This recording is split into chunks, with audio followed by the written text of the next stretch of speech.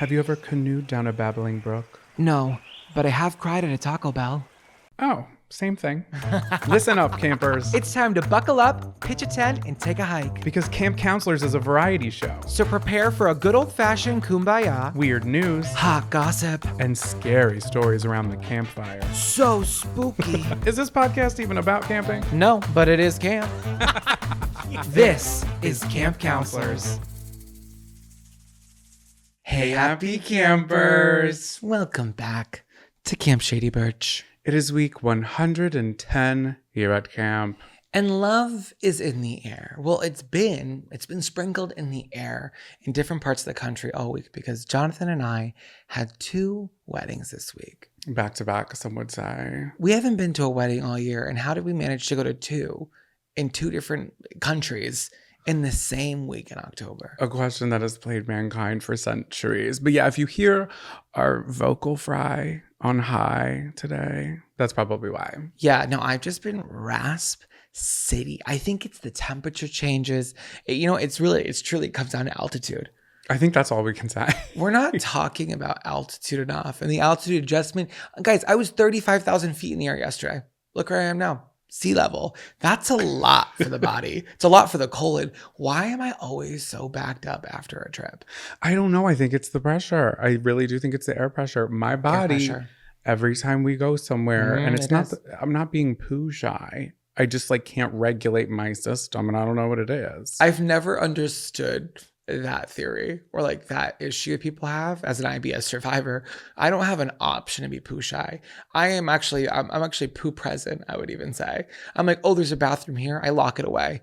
I lock it away in my little brain right here. And I wasn't poo shy this entire trip. But after I come home, I have a drink of my Smooth Move tea. I'm talking too much about my bowels. Welcome to the show, everybody. I am your host, Zachariah. And I am your other host, Jonathan. Should I talk about my wedding first? Yeah, let's go in chronological order. Okay, so first of all, congratulations to my best friend Desiree and her now husband Cam. Team Souza forever. I was invited to a wedding in Punta, Cana, Dominican Republic. Okay, Punta. I know, that's what they were calling me the entire trip. They were saying Punta, Punta. Oh, no, they weren't, but I was egging people on to call me Punta. Just you trying to get an inside joke going. You're like, wouldn't that be crazy if you guys just kept calling me that? I was in the staff room telling them that, and they're like, get out of here, go to the pool. And I'm like, listen, I'll fold a towel. I'm here to help. Your feet are wet. No. No, it was really fun. I've known Desiree since high school, so it was really great to see her get married. Kira was there too, all of her family and friends. I knew a ton of people there. You weren't there though.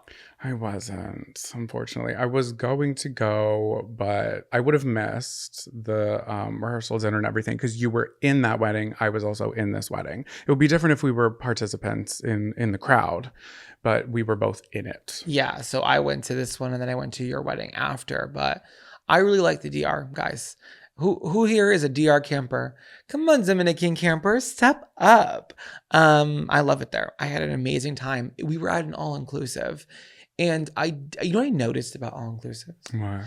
It's so cruise ship adjacent. It really is. It's a landlocked cruise ship. It's like a little city. It has everything that you need right there. This place had everything. It had buffets. It had pools. It had sand fleas. It had live music. It had everything I ever wanted.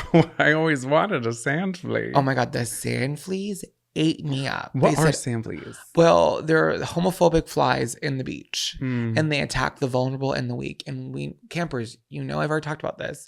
I have sweet blood. There's something tacky and creme brulee-ish about my blood. My blood type, custard. I'm a delicatessen there. No, a delicacy, not a deli.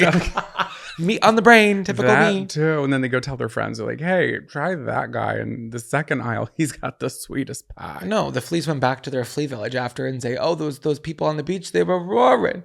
They were roaring for us. No, it was insane. She got married on the beach. I was in full suit.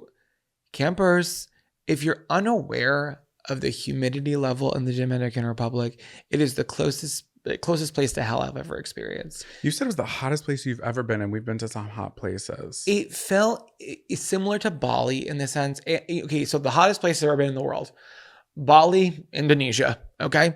Punta Cana, Dominican Republic. And where else? Charleston, Chiu. Charleston. Is it south or north? It's south. One of the Carolinas. It's south. We really need to figure that out. No, and I always confuse the two. And my apologies to our Carolina audience.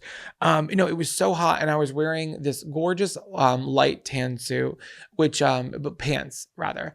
If you know me, that's a recipe for disaster, for sweat. I'm walking up to the altar where we wed these two, where we bound these two in marriage. Something as old as time, I would even say. Before we used to do it for goats. Now we do it for Instagram. It's just such a beautiful thing we do. And I'm at the altar and I look down at my ankle and I say, oh, there's a wet spot on my shin. Was there a splash of water? I forget. No, that is just perspiration. My shins. Through your pants? Through my pantalones and my pants. Pantalones is Spanish for pant. Yeah, I'm bilingual now. Wait, what was the temperature that day? So it was 90, but the humidity was 86%. And like for our weather audience here, I learned that it's really not the humidity that the issue is, it's the dew point. We just keep tacking shit onto there because it's like, it's not the heat, it's really the humidity. But nay, it is not the humidity, it's really the dew point. You can't just, what is a dew point? The higher the dew point, the higher the moisture is in the air. Basically, that wetness you're feeling. So it's like we're getting ready in the bridal suite. We're doing shots. We're drinking champagne. We're steaming our jackets. We're celebrating the bride. Okay, and we're fine. But then we have to get everybody to the beach. And in that 15-minute window, I'm soaked. I was so wet that after the 15-minute ceremony, I had to go back to my room and blow dry my entire outfit with a hairdryer. Oh, God. It was fine. Who cares? Like, I felt okay with it because usually I'm the sweaty person, but everyone was so sweaty. Like everyone in the audience was wet. You know what I mean? This is the tropics we're talking about here. So lest we forget we were in the tropics in this wedding. It was gorgeous. Can I tell you my peak of the trip? Please, your armpit. No, I'll leave the sweatiness on a different note. I'll because that would probably be the pit. But my peak of the trip was the resort had a lazy river. Oh, I know. I want to shake hands and kiss the feet of the person who invented the lazy river. God's gift, I would even say. Lazy Susan herself. Lazy Susan. Yeah, she rebranded. She branched out. She said, let's add to the lazy. Let's add aquatics. Let's add aquatics. What else can we make lazy? No, Lazy Boy. Oh, that Lazy was her husband. Boy. Oh, yeah. That was the. Yeah, that was Lazy Susan. Lazy Susan is actually married to Lazy Boy. We always forget that. No, it was stunning and gorgeous. There was a bar next to the water sides and the lazy river portion of the resort, and there was a taco truck. And I met my favorite. I can't call her my favorite because they're tied. My two favorite employees of the resort. We were at the Dreams Macau. If anyone's interested in looking it up, the Dreams Macau Resort of the Hyatt Collection. Name them. Name them. What? Name what? Name your two favorites. Oh, okay. I'm sorry. I was like, name more resorts. I don't know anymore. Name the other resorts they've got on the brand. Okay, so I can only think of one right now. I'm blanking. I feel stupid. That's okay. I'll say my first. Okay. Louisa. Louisa was making me giggle. She wanted me to dance with her. I said, you're speaking my love language, Louisa. Gave her a 20, and our relationship started from there. She would always give me doubles. I don't know if I should say that. She can get in trouble. Hearsay, allegedly. Louisa, she would keep my drink full and she would keep my heart even fuller. I was overpouring. I was roaring in those inner tubes. I just love a lazy river. It's the one place that I should have body dysmorphia, but somehow I don't. Yeah, you're just vibing. Oh my God, but the way that I'm spilling over every edge of the flow of my bathing suit, of my cup, I'm just a big blob. I'm just floating down. And you know what I don't like? When my tootsies, they're because I how do you get into a float? First of all, that's really important to start the conversation about inner tubes. How do you sit? Because some people like to go whole body through and they put their arms over. I would prefer that. Okay, I'm somewhat of a person who kind of like plops into it and starfishes over it. Oh, like a Christmas wreath. And I can do that. That's just like kind of uncomfortable for me. Because I feel like if you're going through the inner tube and then you have your arms up, you can also like hold a drink and kind of like rest your head and just like let your tippies drag along the bottom of the river. It's interesting that you bring up the tippies because I do the latter. I starfish over it. I kind of just drape my body almost like a croissant dough. You know what I mean? Kind of like flopping over. I'm just so deliciously buttery. But then my toes, they start to interact with other tubes. Oh, when you're like kicking people. And then my big toe gets caught in a woman's hair. No, it did not. Yes, it did. Did you know the woman? Oh my God, we had to cut her hair off. Oh, shut up. Did that really happen? It really happened. That is foul. I'm being crazy. It grazed, it grazed her shoulder blades. Just so. And I felt the little whiffs of her curly cues. Oh my God. And I said, I'm about to switch positions here.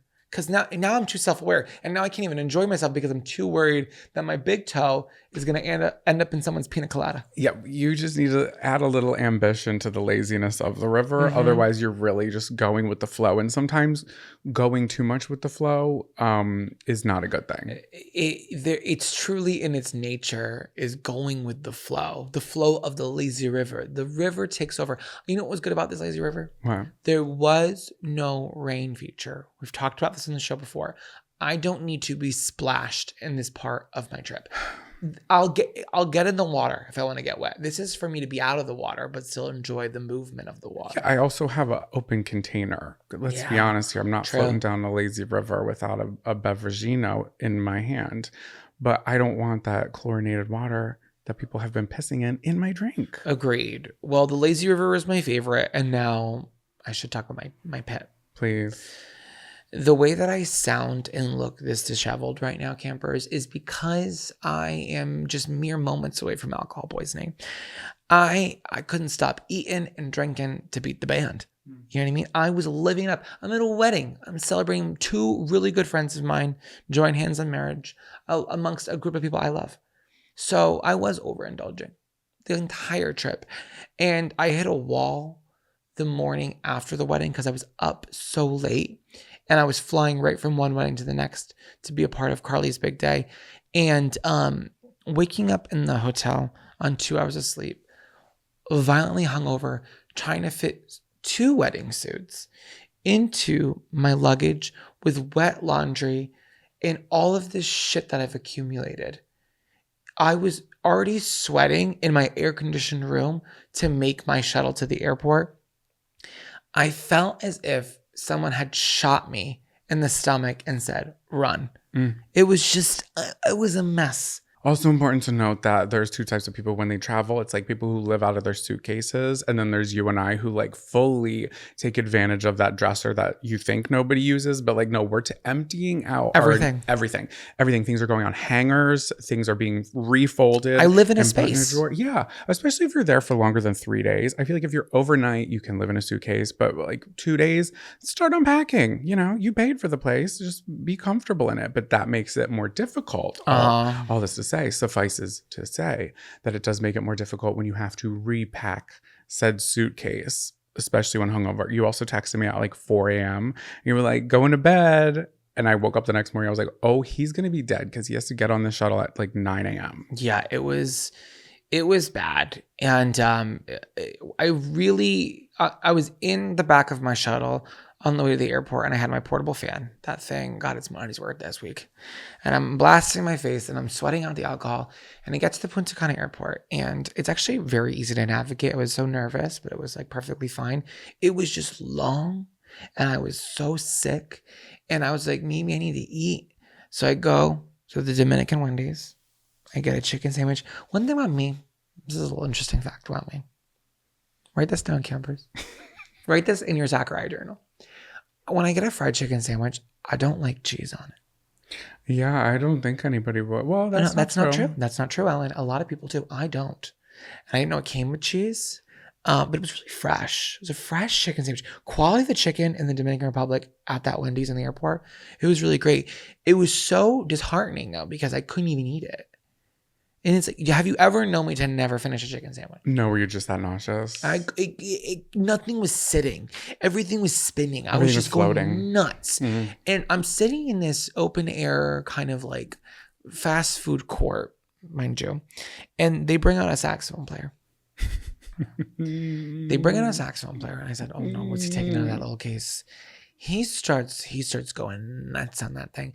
And I like this typically when people saxophone, and it's they're almost trading out the music notes for the words. So you can hear the lyrics through the... Yeah. So the song he chose specifically to start off this I have it written down. Where is it? Can't Stop the Feeling by Justin Timberlake. No, it was Careless Whisper by George Michael. So, That's tonight the music seems so loud. I wish that we can move this town. And it's at a decibel I can't even imagine. You can't even go outside to escape. Oh, actually I could. Yeah, international airports love to have a little smoking veranda. So I drag my body across this food court where he's blasting George Michael on the saxophone. And I found an outdoor couch and I lay horizontal with sunglasses on, hitting my vape over and over again. And it only made it worse. I was going to say, that's not going to make it any better. That was at the point that I did FaceTime you and I couldn't hear a single thing.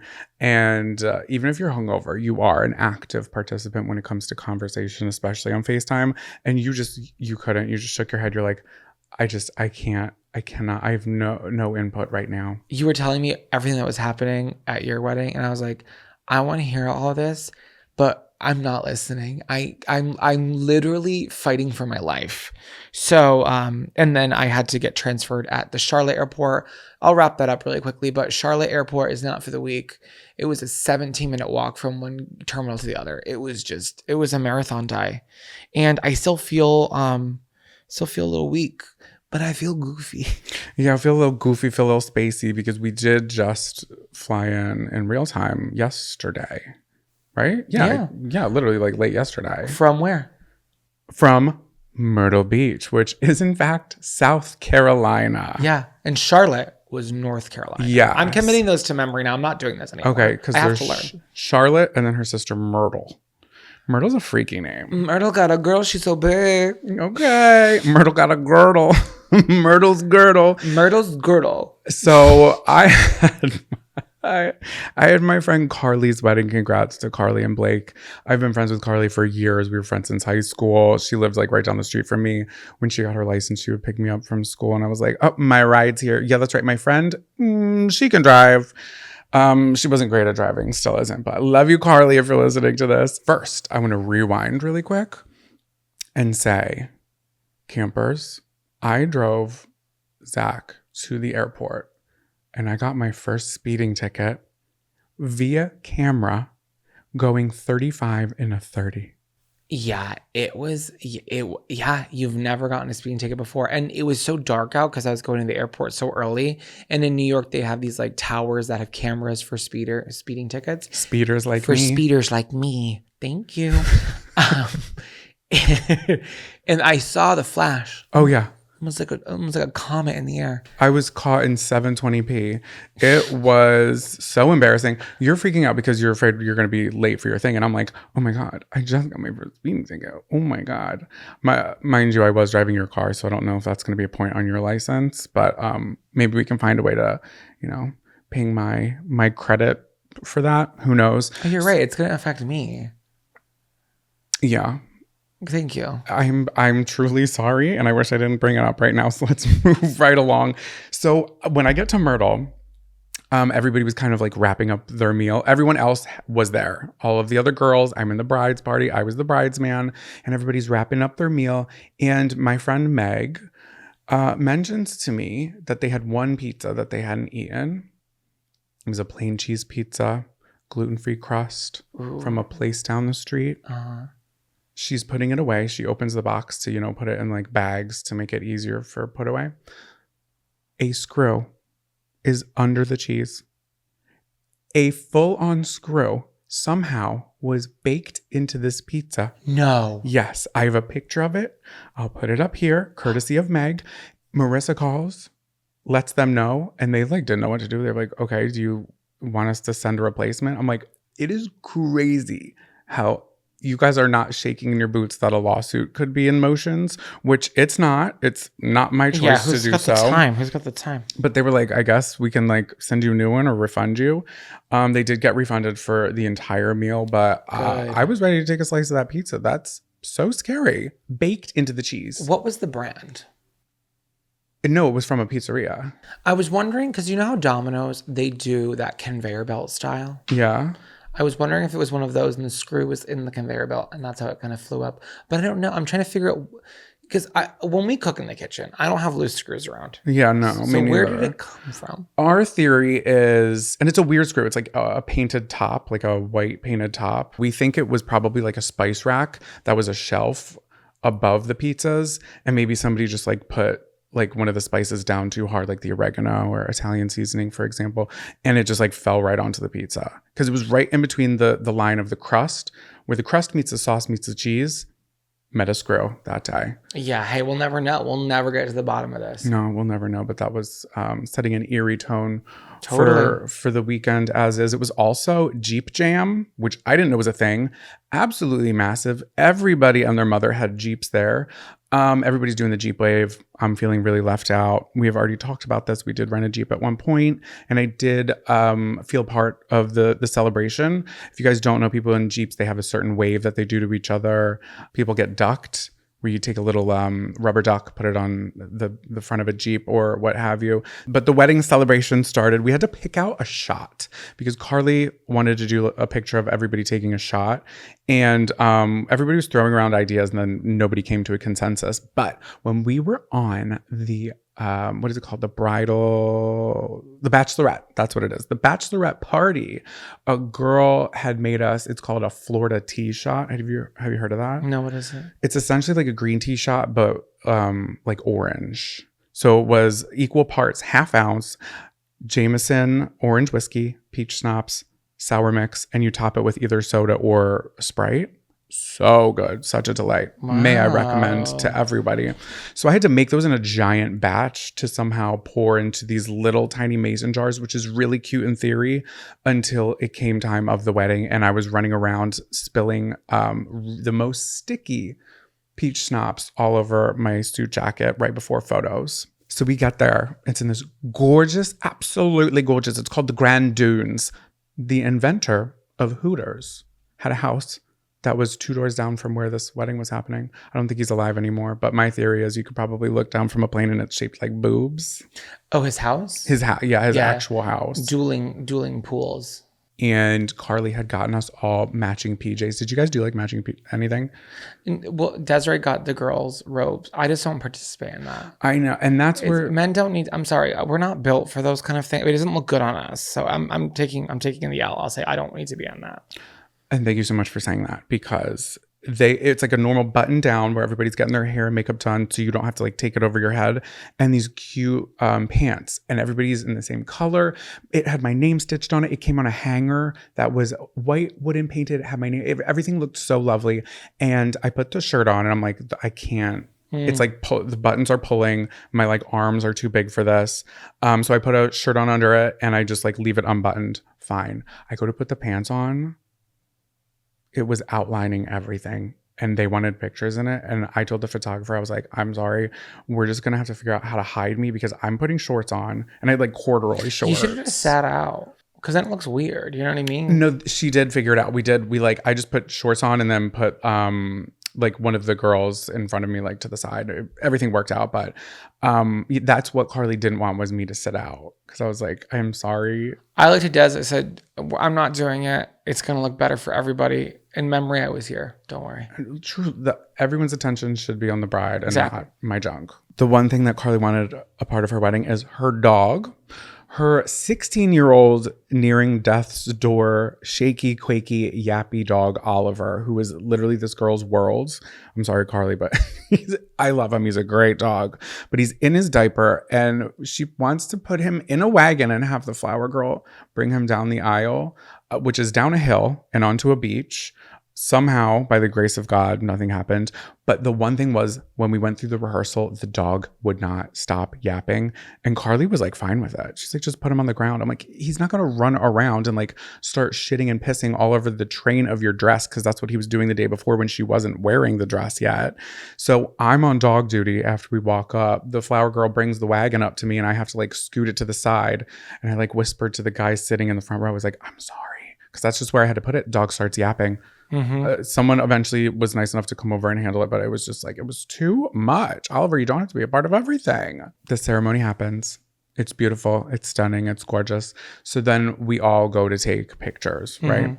You know how photographers will be like, let's do something crazy. Let's throw the groom up in the air, which I've done before. Let's everybody charge at the couple. Yeah, Like well, they there's, gotta chill with that. Let's just line everybody up and be normal. yeah.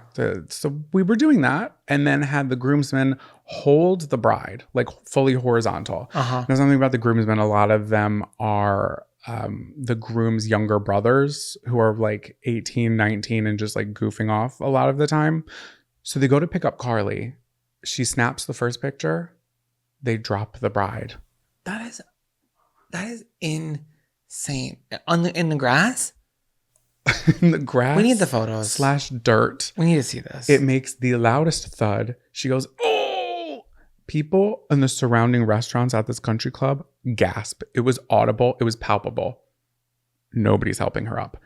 Mind you, this is the point where I have the shots in my hand. So I have 2 trays like this with nowhere to put them down. I'm squatting to go run over. Dressed like a Hooters girl. Dressed like a Hooters girl. I've got my matching Spanx on and my socks that are up to my shins.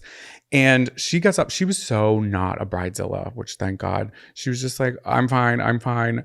And she's like, please tell me you got the picture. And the photographer said she did, in fact, get the midair fall of Carly. So that's going to be hung up somewhere around camp. It was fun. You showed up. You came through the next day. It was a long day, but it was a fun day. Any wedding that has a live band that is willing and able to play Pour Some Sugar on Me while everybody dances all slutty after being on their best behavior 4 hours earlier, that's a wedding for me. I love it. Yeah. This episode of Camp Counselors is sponsored by Uncommon Goods. Spark something uncommon this holiday season with incredible hand-picked gifts from Uncommon Goods. They make your holiday shopping stress-free by scouring the globe for original, handmade, and absolutely remarkable things for everyone on your list. Whether you're shopping for your Secret Santa or your entire family, Uncommon Goods knows exactly what they want. I love giving gifts, but some people are just a little hard to shop for. We all know one. And I truly love Uncommon Goods. I've used them every single year, especially around the holidays, since I discovered them, and they just have so much to offer. A few years ago, my friend Jess was pregnant, and I had no idea what to buy for her daughter. Everyone else in her family had bought her everything, and I'm like, what can I even get her? I found a children's book that was personalized, so I could put in her daughter's name, and it was so cute because on every page, they incorporated her name. It was like hidden in the stars on one page and just completely sprinkled throughout the story. And it was so personal and such a great idea that I would have never thought of had I not seen it on Uncommon Goods. And when you shop Uncommon Goods, you're supporting artists and small independent businesses. Many of their handcrafted products are made in small batches, so shop now before they sell out this holiday season, because you'll be sorry. And with every purchase you make at Uncommon Goods, they give back $1 to a nonprofit partner of your choice. To get 15% off your next gift, go to uncommongoods.com/camp. That's uncommongoods.com/CAMP for 15% off. Don't miss out on this limited time offer. Uncommon Goods. We're all out of the ordinary. Attention campers, please meet at the old flagpole under the tall pine for morning announcements. Welcome back to Morning Announcements, campers. We're switching gears. We're going to tell you some news that you might have heard, but you might have missed. But we need you to spread it like wildfire. This is the news that should be bigger. Jonathan, what story are you bringing to the table today? This is an article from Associated Press by Claire Rush. Thank you so much, Claire, for rushing this piece together. It's titled, "It's Almost Halloween. That means it's time for a Bat Beauty Contest." Move over, Fat Bear Week. A Bat Beauty Contest is now stepping up to the plate. You covered Fat Bear Week last year. There was drama with Fat Bear Week this year because one bear killed another bear a week before the opening ceremonies. So they had to like restructure the whole event. Because you know it's like people vote. Yeah. Bears. Oh my God. One of the front runners was murdered. Like Tanya Harding style. Well, no, she wasn't murdered. She almost was. She could have been. Okay, so since 2019, the Bureau of Land Management has hosted this online competition very similar to what you're saying about the bears. Basically bringing awareness to bats and their ecological importance. So they have their photographers go around to different parts of the world and snap pictures of bats in their natural habitat. Like they're not in a habitat. or Enclosure. They're in the yes, wild. thank you. They're in the wild. And then people just kind of like vote on them. And nobody goes back to tell the bats if they won or not, which I think is rude, but whatever. They post them on Facebook and on Instagram. First round of voting began October 24th. So we've got a Townsend's big-eared bat named Sir Flaps-a-Lot, who was reigning all the way from Utah, and a Hoary Potter. I don't know if I'm saying that right. Hoary. It's kind of spelled like boar, but with an H. Hoary. I would say hoary. Hoary Potter, who's What a from whore of a bat. who's from Washington. Neither of the species of these are federally listed as endangered. However, Washington has included them on a list of species needing conservation attention, and Utah has done the same for their contestants. And that's kind of what this is about, is to just kind of, bring more attention and educate people on bats. Because there's a ton of misconceptions around bats, said Emma Busk, the wildlife technician who photographed Hoary Potter. That sounds like bad to say. Like, I feel like I shouldn't be calling him No, Hoary. say it louder, honestly. So Emma said people often associate the animals with rabies, which I'm going to be honest, I do too. Them and like Dracula. Not me. I'm a big bat guy. I'm a huge bat guy. But actually, less than 1% of all bats in a population carry rabies. There's also a report that was done from experts in the US, Canada, and Mexico that said 81 of the continent's 154 known bat types are at risk of severe population decline and endangerment in the next 15 years. Who's hurting the bats? So it's kind of, a lot of it's like the people's fault. What's happening? Winifred Frick, who is also a bat conservationist, said that bats kind of need our help to survive because partially people are to blame for a lot of them being endangered. What I didn't know was that bats give U.S. agriculture a $3.7 billion annual boost because they eat the crop destroying insects, as well as other little critters who kind of just, fuck up the function at the farm. And millions have died since 2006 when there was this fungal disease called white nose syndrome, which attacks bats when they're hibernating. And it creates like these little fuzzy spots that are on their nose and their wings. And it causes them to wake up early from hibernation, fly outside and burn up the fat that they've been storing, and they eventually like starve. So it's like a weird... That's tragic. I That's know. absolutely sad. And I love bats because bats eat mosquitoes and I don't fuck with mosquitoes. Or sand fleas. They would probably love a sand flea. They're like, this one's a It's little... too close to the ground. They're aerial This one's a little crunchy. animals. Basically, like deforestation has kind of made these bats have to relocate. When they can't go into caves, they go into older trees. Mm-hmm. And that's kind of where they're being attacked by this fungus. I see it. It's a domino effect. And we need to get out there, boots on the grounds campers, start feeding the bats bugs. Bring your bugs from home. Yeah. BYOB. BYOB. Throw The them in bats. the air. And we need to make those, the bat houses.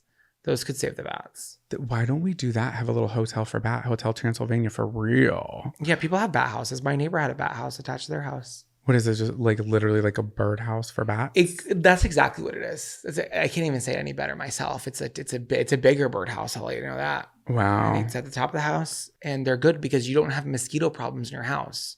Bats are not scary, and guess what? The bat is the symbol of this year Survivor 47. You're so right. Big year for bat girls. Big bat coming through. More than 1,500 bats were rescued in December 2023. Do you remember when Houston, Texas got like that weird freeze? Yep. The bats that were there were so cold that they lost their grip on everything they were holding and were all just dropped to the ground. It's so sad. Oh, it's so sad. I know, but they were, eventually rescued. And then obviously global warming is not helping. There's droughts and they're not being able to reproduce. This cute beauty contest is really to just raise more awareness of this. So I just want to just shed a little light on it, even though light pollution is another reason that bats are not doing well. They love the dark. So in closing, Emma Busk went on to say, our effort every year is to collect as much data as we can on the species in our resource area so that we know how to better protect them moving forward. So it's going to wrap up on Halloween. So if you're listening to this the day it comes out, you can still vote. If it's Halloween, you've got today to vote. And if not, you've always got next year. So you can go to batweek.org or cast your votes on My Public Lands Instagram. Thank you so much for listening. Which bat are you voting for this year? Harry Potter. Yeah, you love that name. I can see it in your eyes. I know. They said he would be really good at Quidditch because of how he snaps the bugs in the air. Oh, I love that. Yeah, so that's my story and I'm sticking to it. What have you got? Mine's also outdoorsy, but a little bit more spooky. Okay. So I'm going to save the article title at the end. Oh, wow. We flip-flopped. I know. People Magazine. This was written by David Chiu. So how would you pronounce Schock? SCH Shock. Shock. Okay, so when Robert Shock, 39, parked his vehicle at Hannigan Pass Trailhead in Washington State nearly 3 months ago, he had his day mapped out. He would run about 20 miles in North Cascades National Park with his dog Freddie and then return home. Simple. And for that reason, he packed very minimal supplies. I'm an ultra runner, Shock tells people. I'm not a hiker. I don't put on backpacks and go out for multiple day trips. I don't know how to fish. I want to finish a course as fast as I can and come back home. So I had no shirt. I had a pair of shorts. I had Freddie and a dog pan. These were the only items in my small backpack. A musician from Blaine, Shock says he has been to the national park multiple times, just not in a few years. So on July 31st, he left the trailhead to embark on his adventure. Referring to an old map, Shock headed for Chilliwack River Trail by going up near the Cooper Ridge Trail and then using a cable car across the river. However, he quickly lost his way. As reported by the Cascadian Daily News, wildfires in North Cascades in 2021 and 22 resulted in the closure of trail's eastern portion and altered the terrain. So when he got out there, the trails were no longer there. So he said, I was just curious to know what happened to the trails, and my curiosity kept me going. So the trails were gone. He's like, I'm just going to keep running to where I believe these trails used to be. Not a good idea. But he probably has a compass. He's like, I've done this. On the second day, his phone died. Oh. But it was on day 3 when Shock realized things had become really serious. Completely lost, he told Freddie to find his way home. I wasn't doing well. Yeah. He let the dog go? He's like, go. I'll find my way back. Oh, no. Which is weird. Yeah, like, how was he not doing well? Was he, like, not able to walk? I think first of all, it was supposed to be a 1-day thing, and now he's on day 3. Yeah. But why did he tell the dog to leave? I don't know. No, that's weird. No, that definitely is. But also, one year your mom gifted me a solar charger. So we need to get him a solar charger. He's a runner, though, so I think he was trying to pack light, not the solar charger with him. True. This was never supposed to be a camping trip, campers, True. Unlike the show. As the days passed, he shares that sometimes he'd lost track of time and thought to himself, please let this be over. I want this to end. So Shock ended up inheriting an old nesting ground made and later abandoned by bears. So one day he saw a large mushroom that became one of his only sources of food. He ate it for days. The thing was huge. Tastes like the mushroom that you get on pizza. Yeah. So he's just eating mushrooms. Okay. So during the time he was lost, Shock said that he once spotted a helicopter. He's waving, he's screaming, nothing's working. Okay. Oh, So 5 days later, after he's gone missing, his mom gets a phone call in North Carolina from the Humane Society.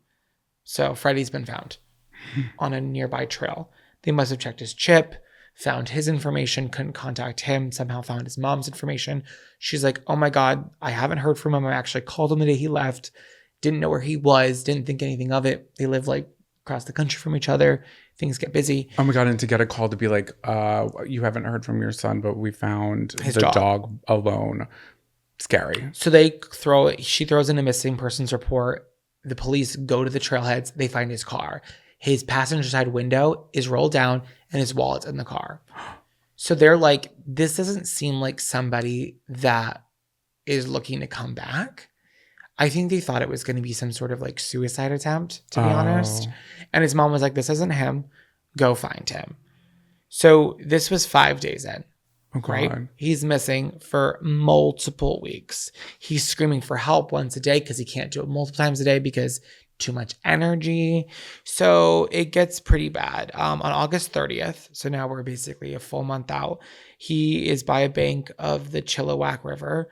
Shock said he lost control of his bowels and really felt like he was close to death. So he's funneling water into his mouth and he's sitting like naked on the bank of the water, pretty much like, I'm done for. I'm going to scream one last time. Help. Fortunately, members of the Pacific Northwest Trail Association who were returning to their camp after performing maintenance working on a trail heard Shock's cries and found him. One of the guys took his shirt off, clothed him. They call a helicopter. He gets bed lifted to a nearby hospital. He's so like beaten up and sick. He can't even eat food for 3 days. He has to get like nutrients through like IVs. He's lost tons of weight, but somehow made a full recovery. His mom and his stepdad flew out. His mom's like, honestly, like, I don't even want to know the details because I think it's just too much for me. He ended up losing 40 pounds. Gee, how long was he gone for? Over a month? A month. 1 month exactly. 30 days exactly. So he is just so grateful. He has no like serious health concerns, only some like ongoing joint pain. But he says he looks forward to returning to the area to play music soon. He's concerned that this has aged him so much. He's like, I feel like I've aged like 10 years from this experience. Yeah.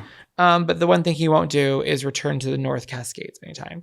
Good. He said, I don't want to go to this particular region for quite some time until I forget about it. I don't think he ever will. Yeah, I don't think he forget will about either. that. But he's back with his pup and he's back in Ohio. Thank God. And he's like, I'm just trying to recover. This was a People magazine exclusive. And the title was Man Who Was Missing for a Month in National Park. But his mom never lost hope. Then he was found alive. Thank God. Yeah, 30 days on a mushroom and some bitter berries. Oof. I know. Incredible. But he survived it. Grab your bug juice and bear spray, campers. It's time to pack it up and take a hike. Welcome back to Take a Hike, campers. This is the part of the show where we bitch a little and we tell something to take a hike. This is the part I didn't want to bring up. What? So this is the third time I have shopped on TikTok Shop. What did you buy this time? Do I even know about this? Yes, you do. So the first thing that I bought many moon ago was the plastic slime. It was like a fidget thing. Absolutely not what I ordered. It came in, it was hard, it was plastic. It was like, my hand was basically bleeding after playing with this thing. So I talked about it as a take a hike. What was the second thing that I got from there that ended up being a take a hike? Oh, the mouth straps. Just a mere few episodes ago, ripped the chapped lips right off of my face. So then I see this, what I think is a genius invention. It's one of those things that you see and you're like, well, why didn't I think of this? This is great. So it's basically a replacement for Pam. Anything to spray your pan with, right? It's a bottle that you can fill with oil, any oil of your choice, and you can spray it like a spray bottle to cover your pans. And then it has a little pour spout at the top that you can pour out. So A it's two-in-one. like, yeah, dual functional. I was like, this is so smart. I'm going to order it because I'm sick of, buying Pam for $8. Yeah, Pam is expensive. What's going on with that? Because it's just like aerosol canola oil. No, literally. And it's also like Bad for the environment. You know what I mean? To bad keep for the- buying those cans. bad for the bats. Tell Tresemme. So I get it. It comes in the mail. I open it. You say it sounds like it's broken. It wasn't yet. I put it together. I stick the little straw piece in and I put the top on, which looks like it's been 3D printed. It probably was. And the bitch breaks. It just shatters in my hands. The top of it, not the glass part. And then the straw part that goes down into the bottle, Yeah. completely broken. So it is a POS. It's a piece of shit. And I couldn't even use it because it's broken into a million pieces. I left a review and I took a picture. And I don't want to be a Karen, but I don't want people to waste their money on this Temu ass item that I spent like $15 on. It's absolutely ridiculous. So what did we learn from this experience? TikTok Shop sucks ass. I'm sorry if that's a part of your business. Keep doing you, but I will be no part of it. Because every time I've tried to be giving it the benefit of the doubt. Have I not? This is the third time I've bought from TikTok Shop. And I'm sad and I'm let down and I'm upset. Yeah, you gotta just stick to the Pam. We cannot be conservationalists when it comes to Pam. Yeah. We need to go right to the source. I have to do what I have to do, and that's going to be Pam. Maybe research and find the same item that's not 3D printed and see if like another store has it like figured out. Because the idea behind the invention is pretty smart. Right, you would think. Yeah, It would have been worked out. In the Maybe it's remix. on you. What? A Carson creation. Oh, maybe I Get could in the be wood shop inventor? after this. Sandwich isn't going to be there. Oh my God. He's not there on Mondays when we record. He is down by the docks fishing right now. I just texted him. Fishing and fiddling. Mm. That's perfect. I'll carve it out of wood, and that's what's going to make it the best part. Make it porous. I like that. I like a porous bottle. I've always liked the porous bottle. I've said that my whole life. Not going to break because it'll be wood. Yeah.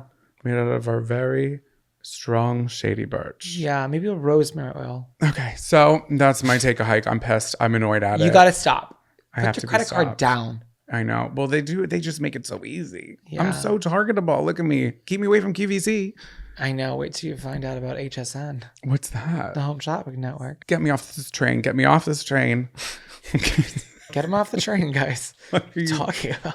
I don't know. Off this train. I'm screaming, next stop, Willoughby. Next stop, Willoughby. Does anybody watch Twilight Zone? Does anybody know what I'm talking about? That episode used to scare me so bad. Next stop, Willoughby. Imagine getting on a train and your stop never comes.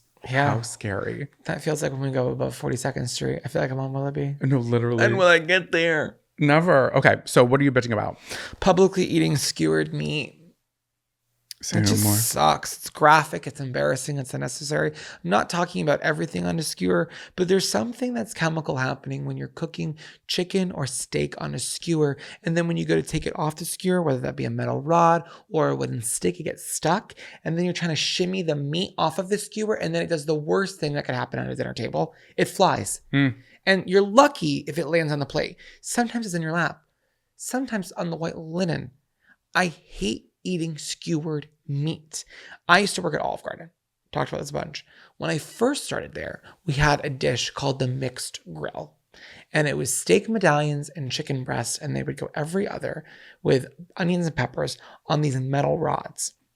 These like stainless steel metal rods, and we bring them to the table, and table side, we remove the chicken and the steak. If someone got something medium rare, it was okay, it would side off. But the longer you cook the steak, the more it kind of crisps and hardens around its vessel, its metal pole. Right, it makes itself at home. It's like I'm staying. I'll never forget the time that I took the tongs to skew off the serving fork to kind of poke at the base and pull across.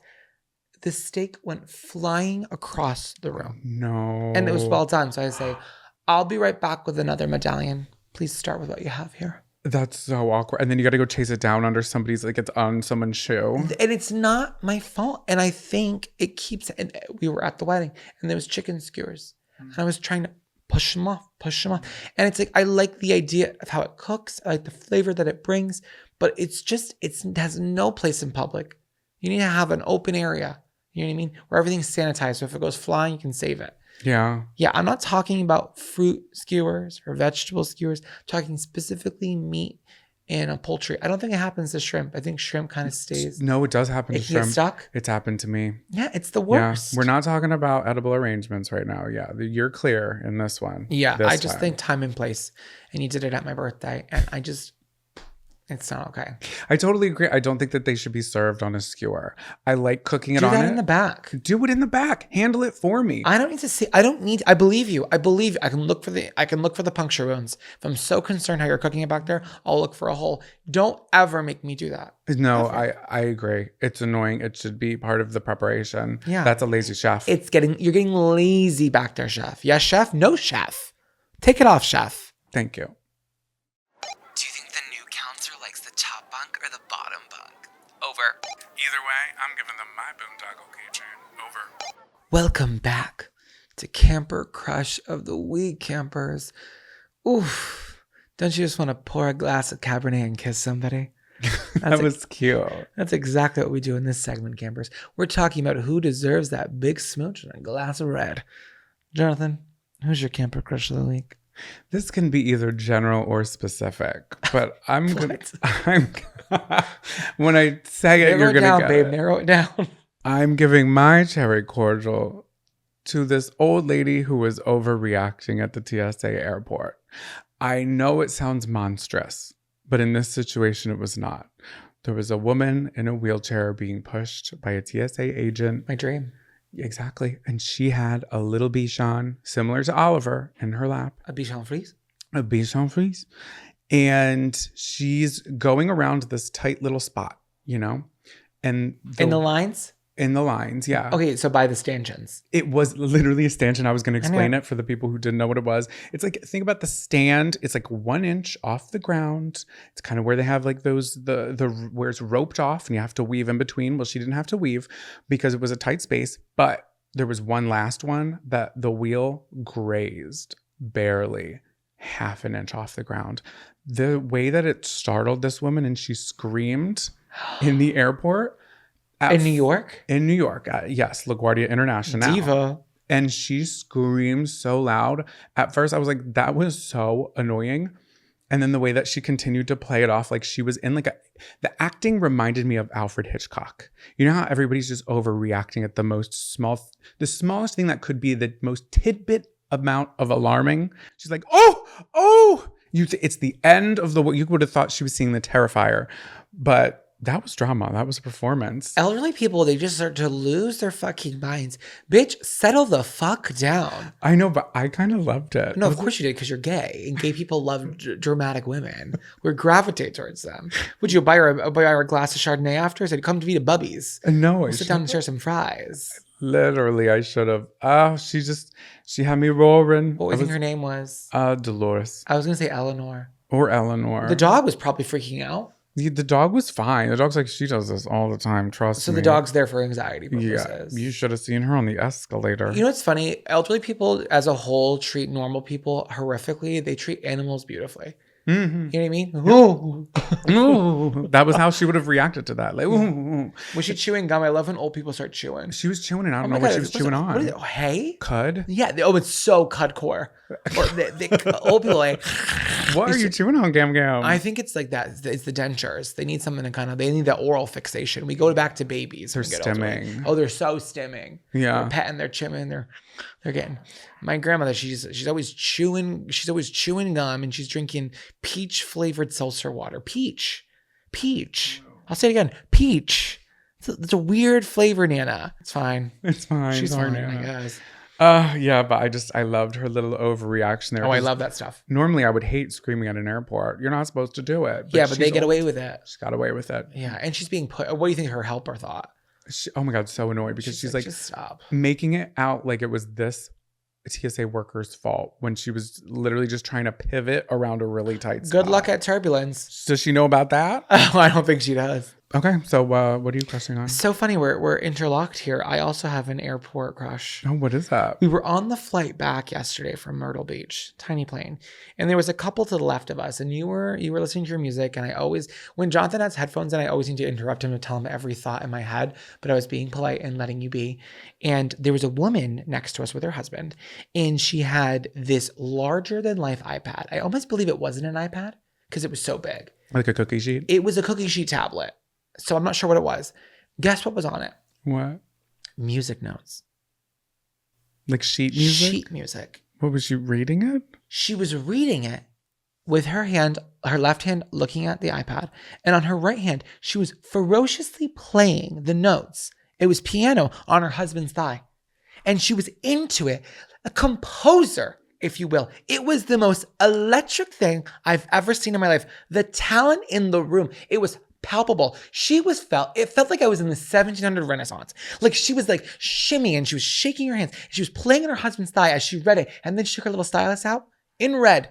She's changing the notes around. Oh, she was composing herself. This wasn't a maple leaf rag. Well, there was already maybe a rough draft. It was already kind of written out, but she was editing. Yeah. But she was the way she had her right hand on her husband's thigh playing. He's watching YouTube. And he's just used to it. This is the life. Hey, he's a composer husband. Hashtag me. And they were golfers because they had their Titleist merch on and they were maybe just down there for vacation. Oh my God. Can you believe being able to read sheet music? Is that the same woman who asked to switch seats and the man said no? Yes. That's why she needed to switch seats. The guy in front of us told her no. Yes, because she needed her husband for tempo and for stability. Yeah. Wow, that's incredible. Good for her. I wonder what she's playing at. A recital, perhaps? It definitely felt the way that she was playing. It was piano. Yeah, But I probably. kind of feel like a lot of like real musicians, I think like they can always play piano. It's like they play something else, but they always play piano. Yeah. Right? Piano's kind of like the gateway drug for music. Yeah, for sure. And then you get to the harp. Oh my God. Oh, that's advanced. A harp. Well, piano is nothing but a harp. I've never heard that comparison, but I don't. Well, think a piano is a stringed instrument. Think about it. They have the little tiny hammers, so it's like playing the harp but with keys. There's more dexterity with the harp because it's string. Yeah. Versatile. Yeah, and also like my visibility could never. I Like, couldn't do any of it. I can't do that shit. So it got me thinking, campers. This diva, right? She's a composer. She has to be. In my mind, she's a composer. Who were the great composers? Balzac. No, Ludwig Beethoven. Okay, Johann Sebastian Bach. Yeah, Ever heard of Wolfgang Amadeus Mozart? he was gay. Where were their movie and motion pictures? I think they have. They must. I did my research Oh. like we're just not naming kids like that anymore. First of all, like the Amadeus? star quality was in the name. You couldn't just be a cobbler with a middle name like Amadeus. Wait, what was his first name? Wolfgang Oh yeah, Amadeus Mozart. that's classic. So I did some Literally. research. I was like, okay, what movies have been made? And so they've all gotten a movie. All of them are bad except Wolfgang Amadeus Mozart. There was a movie in the 80s called Amadeus, and it won a ton of Oscars, and it was about his life. So that one I kind of do want to watch. And it's interesting because you know the old guy in season 2 of White Lotus, the grandfather? Yes. He was in that movie. He wasn't Mozart. He was the friend. He won the Oscar in that movie. And now they're making a remake of his story for a TV show. And the guy who was dating Aubrey Plaza in season 2 of White Lotus is playing Amadeus. Isn't that weird how they connected? He's a hunk. He's a hunk. Mm. So that one was good. But when I was looking at Beethoven movies and Sebastian Bach movies, like I wasn't impressed. Yeah. Well, I wonder what their stories are like. Like, we have to zest it up. Come on, this is Hollywood. So I looked up pictures of both of them, and I want to say who I think I would cast in each of their movies. Please. So Johann Sebastian Bach, I think, should be played by Matthew Lewis. Who's Matthew Lewis? Neville Longbottom. Oh. They have a okay. similar quality, and I'm kind of like, I need him to be more. Yeah. I think there was a moment where he felt like he was tipping the scales. Like I was like, oh my God, he's going to be a breakout. Because he did something. Oh, he got his teeth changed, and everybody was like, oh my God, he's so hot. He kind of like resembles Sebastian Bach. Okay. And then Beethoven. Kind of the titular composer, I would even say. Yeah. Like the biggest of the big. They named a dog after him. Exactly. So where is the big motion picture? It's kind of like a lot of this like Lifetime bullshit. Yeah. So when I was looking at the photo, he has this crazy hair. Are you familiar with the way it looks? Kind of like A powdered wig, probably. Yeah, well, I think unless that had a weird hairline, he kind of felt. I thought this is a weird left turn. So I kind of thought that who could play him with a fabulous wig department and association would be Bryan Cranston. Because they kind of had that like. Oh, okay. So he's not wearing a wig. You're right. Yeah. But does he kind of get Bryan Cranston vibes? Yeah, I could definitely see that. And Bryan Cranston's very talented. So talented. And I think we need a talented man to play literally Beethoven. Like, come on. Why is he always scowling? Like, Oh, I know. people weren't very happy back then. Well, I think it was just like, I don't know. You weren't a genius back then if you didn't have some like, you know what I mean? Like some quirks. Now, if your name was Ludwig, what would you go by? Like, what's a nickname? Unless you would.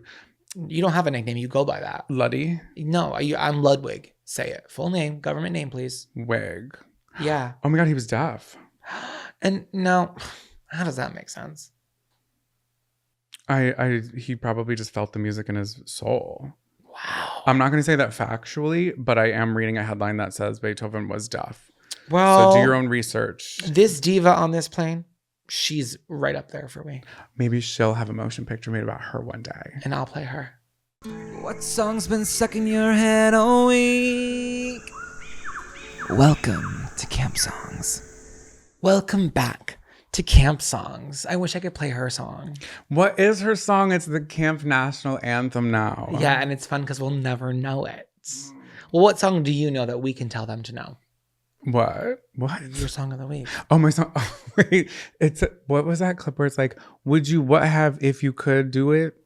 Do you know what I'm talking about? Would you? Would you? That's how I feel right now. That's literally how my brain just processed that. Okay, so my camp song is Busy Girl by Tovlo, also known as Tovalu, Tuvalu. and S.G. Lewis. If you are having a bad day or if you are having a good day, honestly, no matter what day it is, this is such a good pump up bad bitch song. It's candy for the brain. I feel like not enough people know it, so I'm just going to read you a couple of the lyrics so you can get the jive of it. I've got skills, I've got power every second, minute, hour. I am good at what I do. Bitch, I'm better than you. This is a song about that woman composer. That is what she was composing. She was composing that for Tuvalu. I push, I work. I'm such a busy girl. I'm lush. I'm first. I get what I deserve. That's literally written about her. It's like things you should repeat to yourself in the mirror. Affirmation-esque for sure. Yes. I love her. Affirmation Nation for sure. Write it on a little post-it note. Listen to this song. I love Tovlo. Is it It's Tuvalu. Let's say how she Tuvalu. wants us to say it. That's Tuvalu. Americanized, it's Tovlo, but if she wants Tuvalu. Yeah. Where is she from? Sweden? Swedish? She's Swedish? What's Sweden? Is Zara Larsson Swedish? I don't know, but she has her name like exudes. She's from Europe. Okay, she's European. Yeah, no, she's definitely Eurobaceous. You're Eurobaceous. She's so Eurobaceous. When you're in the kitchen, you're Italian. When you're in the bathroom, European. You are just a clever girl. Thank you. I got that from Everybody Loves Raymond. I love Ray Romano. Me too. Okay, so yeah, I'm sorry. It's short and it's sweet, but that is And the music video stars. It's so like pride oriented. It's like non-binary. It's like powerful. It's amazing. It's like it doesn't matter who you are. But the music video stars Finbar Love, who is a calisthenics instructor who does push-ups wearing stilettos in the music video. Fierce. Yeah. Go off. Okay, so that is my comp song. Okay, my song this week is Suddenly I See by Katie Tungstell. I don't know if I'm familiar with that. Yes, you are. Well, her face is the map of the world. It's a map of the world. And you can see she's a beautiful girl. She's a beautiful girl. And everything around her is a silver pool of light. The people who surround her feel the benefit of it. It makes you calm. She holds you captivated in her palm. This is the chorus going. Suddenly I see. This is what I'm meant to be. Suddenly I see. Why it means so much to me. Okay, so that's my song. Great pick. Yeah, you know what's in? It's the opening sequence. Rio. No, but yes. But no, Devil Wears Prada. When she's on her way to her interview at Runway. Okay. She's getting ready in the morning and all the girls are getting ready like that work there and they're like, it's like a big title sequence. So they played basically the whole song in the movie. Interesting. Opening shot. I feel like that wouldn't be today's case. I feel like they would play something, especially in the fashion, it would be like boom. Well, she wasn't, I think it worked because at that point she wasn't fashionista. She was all American. Yeah. She's a writer. I don't really remember it that much. You don't remember Devil Wears Prada? Well, I watched it with you when it was only 2 years ago, but I don't know I've why. seen it 1,000 times. It's an amazing movie. Yeah, it's a good one. Well, KG Tungstell is herbaceous as well. What else does she have going on? Well, she is from Scotland. She's Scottish. Oh, It's a big song. It didn't chart as big as I thought it would chart. It only reached a 21 in the United States on the Billboard. well, what year was it? Because I wonder what other songs were The coming best out. American music year ever. 2006. 2006. Yeah, so Of course it was. A big year. a lot of comp, but A lot of competition. The longevity, it's still clearly true to this day. It's great for the airport because it almost feels like you're rushing to meet the love of your life or like something that's going to change your life. Like, I'm making a choice today. Suddenly I see this is where I'm supposed to be. Suddenly I see why the hell it means so much to me. I'm doing it right now in this moment. I'm locked in. This is my destiny. It's a destination. It's that kind of song for me. I love that. And the only other song that I like really hit hard with KT is Big Black Horse and a Cherry Tree. Woohoo. Okay, so that was the other one that she did. I knew there was another one in there. Yeah, and that was kind of the same time frame. I don't know if she's still working, but in my playlist, she's still working every day. We're working every day in our It's ears. a good song. It is a great Timeless, song. I would Good say. choice. It's just as good as Devil Wears Prada. Mm-hmm. Well, that's my song of the week, and I think that's our show. I think That's our show. Thank you so much for listening. If you would like us to include you in our Monday episodes for Trail Mix, you can send us a little story or a long story. Just please make sure it's good and not about a dream you had. Thank you so much. That is at camcounselorspod@gmail.com or camcounselorspodcast.com. Yeah, and if you haven't yet, please rate and review our show 5 stars, share it with a friend, and enjoy your week. We'll see you next week. We'll see you the week after. Also, happy Halloween. Yeah, happy Halloween. And with that being said, ghosts, Lights out, campers.